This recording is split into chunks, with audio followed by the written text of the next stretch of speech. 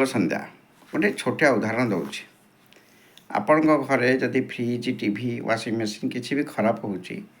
आपण कहार साहाय्य न नहीं डायरेक्ट से दुकान को जाई से मेकानिक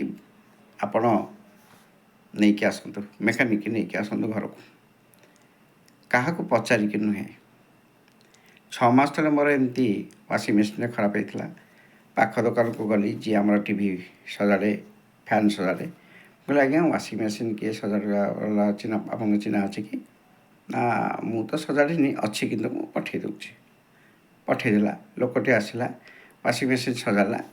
400 टंका नहीं कि गला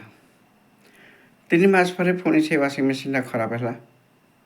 से लोकटे आसला 200 टंका ना बोले 200 टंका कहीं 400 टंका नौन ना ना ना मैं आठर 400 टंका नहीं कहीं जी पठे सी नेला 200 मुझे 200 एथर कथा आप डायरेक्ट मत डाकिदेले ना तेणु मुझे नेली 200 बोले एते भी कमिशन बेपार ना आउ से मत डाकिला माने से मत इनकमटा देला तेणु से मो इनकम अधा नेला मुझे अधा नेली मुंडे आज्ञा हाथ देली एते भी कमिशन। तेणु आपण अनुरोध जदि किसी जिनस खराब है डायरेक्ट जी दुकान को से नहीं आसबे भाया मीडिया किसी करेंगे भाई जुग एमती है।